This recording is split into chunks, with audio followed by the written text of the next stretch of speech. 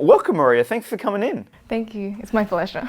Now, big congratulations, because I know that you received an early entry offer for, business administration and psychology at Macquarie University, which I believe is your dream course. Is that correct? Yeah.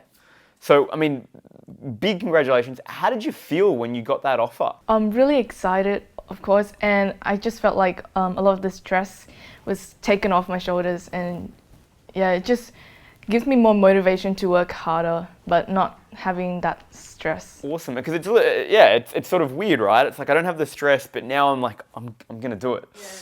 So, I guess diving in, what inspired you to apply for the early entry at Macquarie in the first place? I think I've always been interested in psych, but during our workshops with the Art of Smart, I kind of realized the importance of hybridizing, because since competition is increasing, so I wanted to kind of explore another field that can complement the psych degree. So that's why I decided to do business administration. Awesome. So it sounds like what I'm hearing there is that you always were sort of leaning towards psych, and then I know we had one of our sort of opportunity intensives where we sort of dove into university choice and the future of work.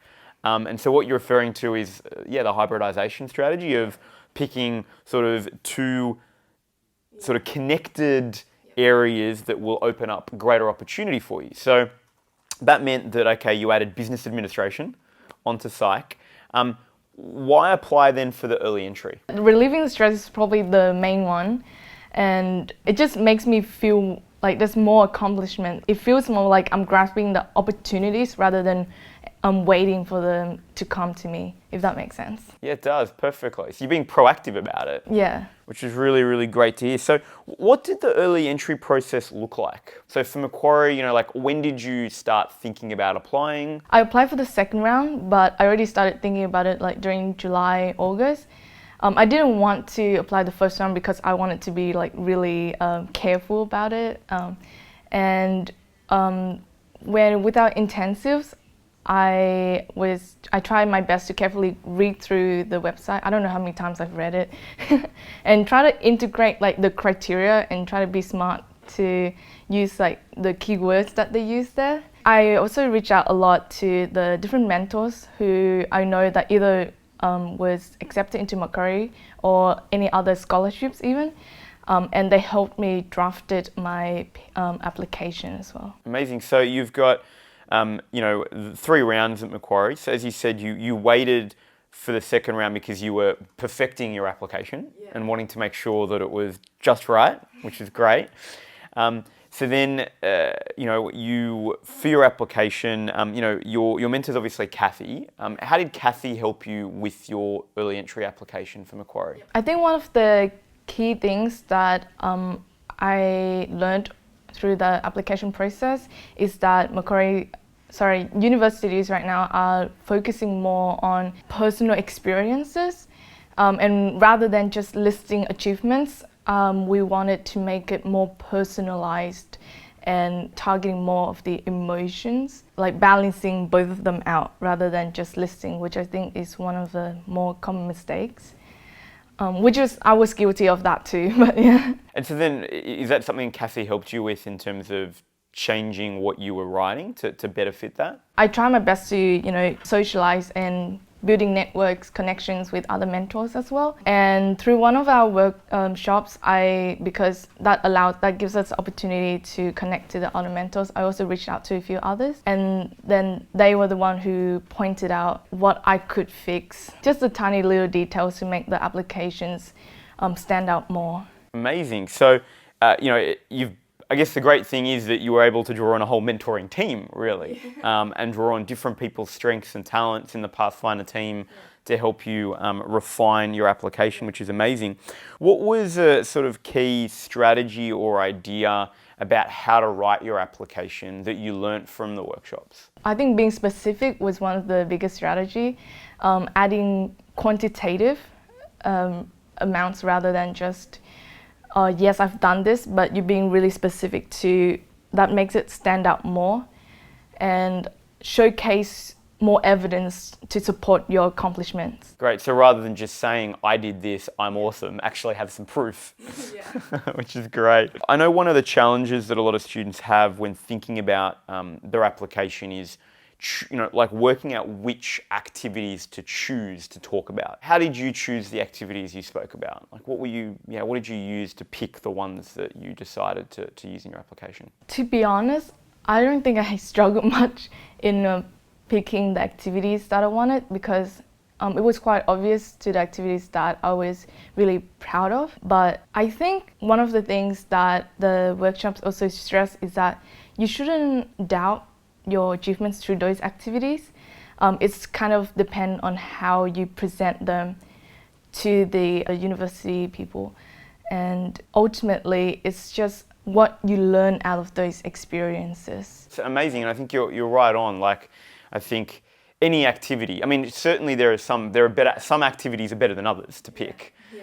But at the end of the day, then it's really about, yes, like with any activity you have, definitely how you can showcase that. And so it's great to hear that, yes, that if you can showcase how you've learned and grown, that really stands out. So that's awesome. What's something you wouldn't have thought to do in your application if it hadn't been for, your mentor and the Pathfinder mentors and the workshops? I think that will probably be with personalizing it.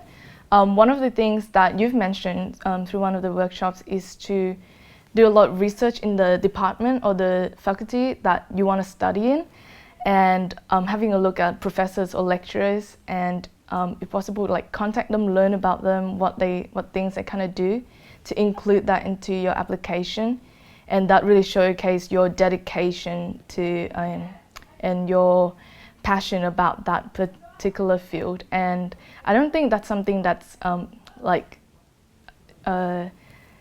that's said enough. And I don't think I would have thought about it if it wasn't for those workshops. I can see you've really paid attention, which is great. Wow, a lot of the strategies, which clearly it worked, which is great. So, a couple of other questions, Maria, and you've sort of spoken about these a little, but I still want to ask them just because I think it'll be really interesting. The Pathfinder program overall has 3 big objectives: to help students live for results, find direction, and stand out.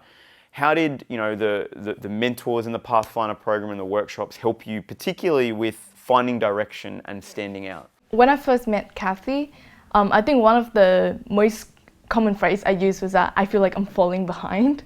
And Kathy emphasized how important it is to rephrase, and to ultimately HSC, I think, is sort of like a mind game. So rather than what you do, it's more like who you think you are or who you want to become, and that shapes your path.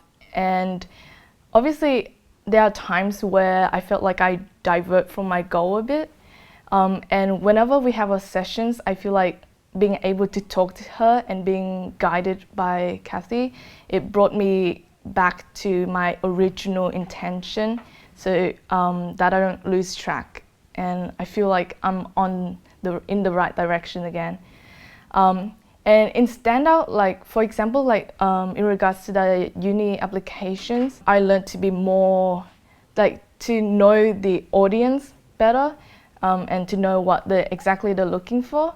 And I also learned to be more proactive, so to get engaged in extracurricular activities or any activities that show dedication or leadership, for example. And that helps a lot in standing out, being initiative rather than just waiting for the opportunities to come. Great. And then just a final question on this first thing. What advice would you give to other students as they write their own early entry applications?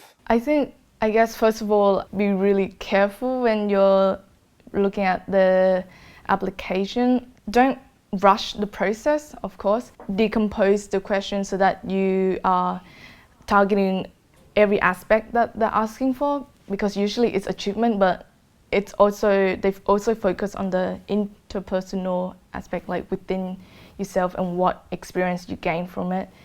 And I guess you want to be very evaluative in which, you've mentioned, which activities you choose that showcase your character the best. And I've mentioned, to integrate what the criteria is looking for, because keywords that they often use in these sort of applications are things such as leadership, community activity, community involvement. Yeah, I would advise future students to do like a thorough research into what they really want to do, and especially for a particular degree, they would have certain like criteria for that as well, and you can be smart about it to integrate those aspects into it that best matches you with that course. And just out of curiosity, like how many revisions did your early entry application go through before you finally, you know, got it ready to submit? A lot.